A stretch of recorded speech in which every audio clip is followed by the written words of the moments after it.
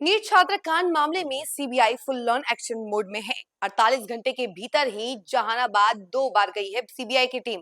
पूरा मामला हम जरा आपको विस्तार से बताते हैं, लेकिन उससे पहले नमस्कार, न्यूज फॉर्नेशन देख रहे हैं आप और मैं हूं सानिया आपके साथ। जैसा कि आप लोग जानते हैं कि नीट छात्रा कांड का मामला अब सीबीआई के हाथ में है। सीबीआई अब पूरे मामले को एक तरीके से फिर से खंगाल रही है और तह तक जाने की कोशिश कर रही है, और इसी कड़ी में जहानाबाद दूसरी बार गई है 48 घंटे में। और वहां जाने के बाद नीट छात्रा के भाई से भी लंबी बातचीत की, 3 घंटे तक उसे क्वेश्चंस पूछे गए। उसके बाद उसके मोबाइल का पता पूछा गया कि मोबाइल कहाँ है, तो मोबाइल उसने बताया कि मखदूमपुर में बनवाने के लिए दिया है।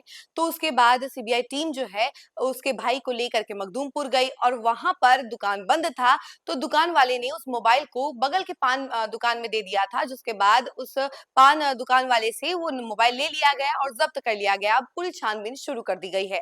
पूरा मामला है, इसके बारे में जरा हम और आपको विस्तार से बताते हैं। तो देखिए, नीट छात्रा मामले में सीबीआई 48 घंटे में दूसरी बार जहानाबाद स्थित उसके घर पहुंची और भाई से पूछताछ की। उसके बाद उसका मोबाइल बरामद किया। भाई से पटना से जहानाबाद आने और लौटने की पूरी जानकारी ली गई। कई परिजनों से भी पूछताछ हुई। छात्रा की सहेली के घर भी टीम पहुंची। उसी परिवार ने 6 जनवरी को अस्पताल में भर्ती होने की सूचना दी थी। रविवार को सीबीआई के आईजी, एसपी समेत 18 सदस्यीय टीम ने माता-पिता और करीबियों से पूछताछ की थी। फिलहाल एजेंसी किसी ठोस नतीजे पर नहीं पहुंची है। छात्रा के परिजनों को 48 घंटे में दूसरी बार धमकी भरा पत्र मिला। कागज के टुकड़े पर लिखा था, ना मानोगे बेटी गई है, बेटा भी मरेगा 2 दिन में। परिजनों का दावा है कि किचन की खिड़की से पत्र फेंका गया। 27 सितंबर को छात्रा को लाने वाले स्कॉर्पियो चालक और उसके परिवार से मोबाइल पर पूछताछ हुई। एक अज्ञात व्यक्ति से भी बातचीत की गई। पटना से जहानाबाद तक 200 जीबी फुटेज एसआईटी ने जुटाया था। वहीं रिपोर्ट सीबीआई को सौंप दी गई है। अब एजेंसी अपने स्तर से फुटेज की समीक्षा करेगी। पुलिस ने एक गार्ड, एक अफसर और एक दफेदार तैनात किया है। घर के आसपास सीसीटीवी नहीं है। परिजन और सुरक्षा मांग रहे हैं। और 14 फरवरी को भी पत्र मिला था। उसमें लिखा था कि ज्यादा बनो मत, सबको मार देंगे। सूत्रों के अनुसार दोनों पत्रों की हैंडराइटिंग एक जैसी है। पहला अगर बात की जाए पहले पॉइंट की, तो छात्रा का इलाज सहज सर्जरी, प्रभात मेमोरियल और मेदांता में हुआ। प्लेटलेट्स 50,000 थे। एल्बुमिन कम हो था और इसके अलावा ब्रेन में सूजन और इन्फेक्शन था। दूसरा पॉइंट है कि इलाज के अनुसार पॉइजनिंग की शिकायत थी। दवा ओवरडोज से हेपेटाइटिस के संकेत मिले और इलेक्ट्रोलाइट असंतुलन और बीपी कम था।